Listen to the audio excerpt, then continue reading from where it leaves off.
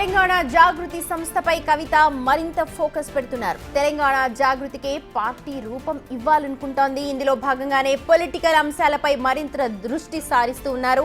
తాజాగా ప్రధాన అనుచరులు కీలక నేతలతో రహస్యంగా సమావేశమయ్యారు. మరోవైపు గుట్టు చప్పుడు కాకుండా బీఆర్ఎస్ నేతలు కూడా కవితను కలుస్తున్నట్లుగా సమాచారం అందుతోంది. ఈ క్రమంలో బీఆర్ఎస్ లో ప్రాధాన్యం లేని ఇవ్వని నాయకులను తనతో పాటు ప్రయాణం చేయాలని కోరుతోంది కవిత. అదేవిధంగా ఉద్యమకారులను సైతం కలిసే అవకాశం కనిపిస్తోంది. కాగా నిన్న జాగృతి సోషల్ మీడియా వారియర్లతో సమావేశమయ్యారు కవిత. పలు అంశాలపై వారికి దిశానిర్దేశం చేశారు. ఇక మరి కాసేపట్లోనే మండలి చైర్మన్ గుత్తా సుఖేందర్ రెడ్డిని కవిత కలిసే అవకాశం కనిపిస్తోంది.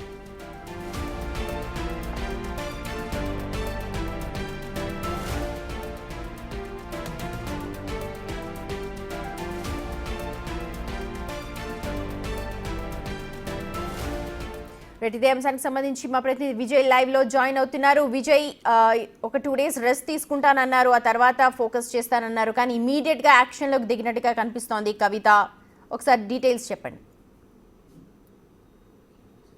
సుమతి, అయితే తన రాజీనామా అనంతరం ఒక 2 రోజులు నేను ఇంట్లోనే ఉంటాను, తర్వాత అంటే తన కొడుకు పుట్టినరోజు కూడా ఉంది కాబట్టి పుట్టినరోజు తర్వాత ఇవన్నీ మళ్ళీ పార్టీ కార్యక్రమాలు అంటే జాగృతికి సంబంధించినటువంటి సంస్థ కార్యక్రమాలు మళ్ళీ మొదలు పెడతానంటూ కూడా చెప్పినటువంటి విషయం మనందరికీ తెలిస్తే, అయితే ఈలోగానే జాగృతి భవన్ వద్ద అయితే ఉన్నాం మనం చూడొచ్చు. జాగృతి భవన్కు సంబంధించి అన్ని రకాలుగా అన్ని యాంగిల్స్లో ఫొటోస్ అలాగే వీడియోస్, లోపల ఉన్నటువంటి కేసీఆర్ ఫొటోస్ కావచ్చు, ఇతర ప్రొఫెసర్కి సంబంధించినటువంటి జయశంకర్ ఫొటోస్ కావచ్చు, ఇతర అందరికీ సంబంధించినటువంటి కవిత ఫొటోస్ కావచ్చు, ఆ ఫొటోస్ని తన పర్సనల్ ఫోటోగ్రాఫర్స్ ద్వారా కూడా తీస్తూ సోషల్ మీడియా వారియర్లతోని సిద్ధంగా ఉండాలి అంటూ కూడా చెప్తున్నటువంటి పరిస్థితి కనిపించింది. నిన్న కొంతమంది జాగృతి ముఖ్య నాయకులు అలాగే సోషల్ మీడియా వారియర్స్ ఎవరైతే జాగృతికి యాక్టివ్గా పనిచేసేటువంటి సోషల్ మీడియా హ్యాండిల్స్ ఉన్నాయో ఆ 4-5గురితో కూడా ముఖ్యంగా భేటీ అయినటువంటి పరిస్థితి కూడా ఉంది కవిత. నిన్న భేటీ అయ్యారు. అనంతరం ఇవాళ వెంటనే ఆ సోషల్ మీడియా టీంలు అయితే రంగంలోకి దిగాయి.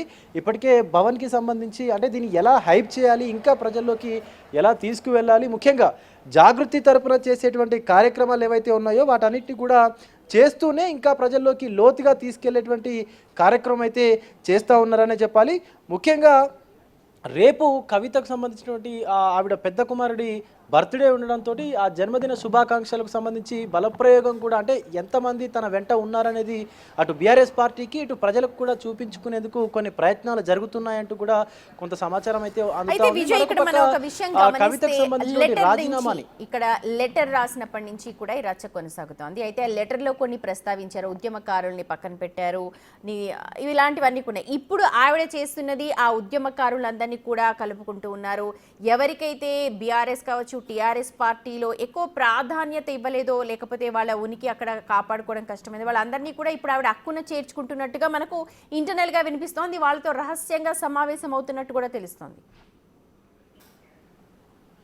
నిన్న కూడా కొంతమంది ఉద్యమకారులతో మాట్లాడినట్టుగా తెలుస్తూ ఉంది. అదేవిధంగా అంటే బీఆర్ఎస్ పార్టీ కావచ్చు, మొదట్లో పెట్టినటువంటి టీఆర్ఎస్ పార్టీ కావచ్చు, ఉద్యమ సమయంలో చురుకుగా పనిచేసినటువంటి ఉద్యమకారులు అలాగే అక్కడ ప్రాధాన్యత లేనటువంటి ఉద్యమకారులతో పాటు అక్కడ అవకాశం రాకుండా ఉన్నటువంటి ముఖ్య నేతలు ఎవరైతే ఉంటారో, క్యాడర్ ఉండి అవకాశం రానటువంటి నాయకులు ఎవరైతే ఉన్నారో సో వాళ్ళతోని మంతనాలు జరుపుతున్నట్టుగా కూడా తెలుస్తూ ఉంది కవిత. అయితే ముఖ్యంగా చూసుకోవచ్చు కొంతమంది నాయకులు అలాగే కొంతమంది కార్యకర్తలు కూడా ఎప్పటికప్పుడు జాగృతి భవన్ వద్దే ఉంటూ కూడా ప్రతిదాన్ని కూడా సమీక్షిస్తున్నటువంటి పరిస్థితి కనిపిస్తూ ఉంది. ముఖ్యంగా ఆ యాక్టివ్గా ఉద్యమంలో పనిచేసినటువంటి ఉద్యమకారులు ఎవరైతే ఉన్నారో వాళ్ళందరినీ కూడా తిరిగి జాగృతిలోకి తీసుకునేందుకు అవకాశం అయితే కనిపిస్తూ ఉంది. దానికోసం పూర్తిగా సన్నాహాలు కూడా ఇప్పటికే మొదలుపెట్టినటువంటి పరిస్థితి కూడా ఉంది కవిత. అయితే మరొక పక్క ఇటు బీఆర్ఎస్ నుంచి కొంత సుముఖత లేకుండా అంటే వారికి అవకాశాలు లేకుండా బయటికి వెళ్ళిపోయినటువంటి వారు ఎవరైతే ఉన్నారో వారిపైన కూడా అంటే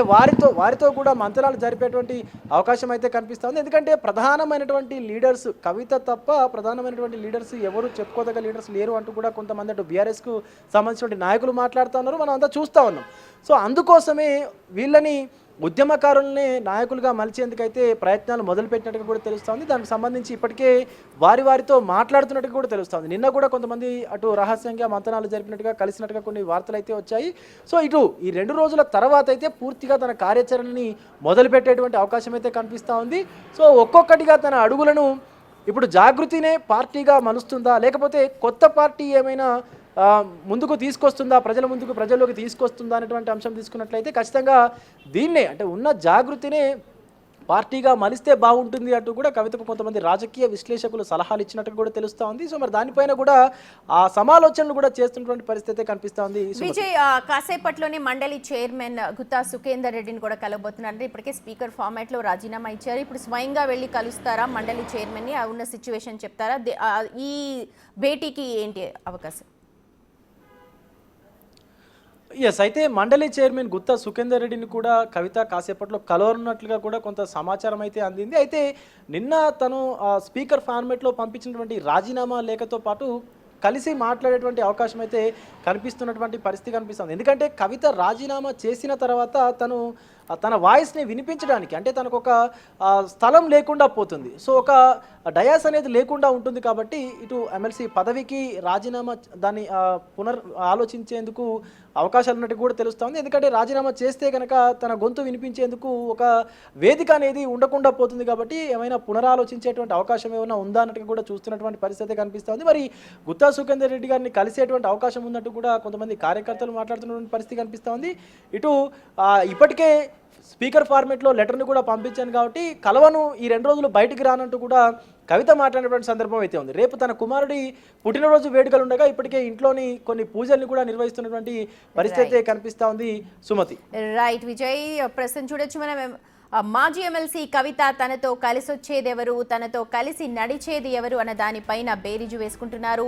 ఆ ఉద్యమకారులతో కలుస్తూ ఉన్నారు. బీఆర్ఎస్లో సరిగా ప్రాధాన్యత లేని, లేకపోతే తర్వాత క్యాడర్లో ఉన్న వాళ్ళందరినీ కూడా కలిసి తనతో కలిసి నడవాల్సిందిగా ఆమె విజ్ఞప్తి చేస్తున్నట్టుగా మనకు సమాచారం అందుతోంది.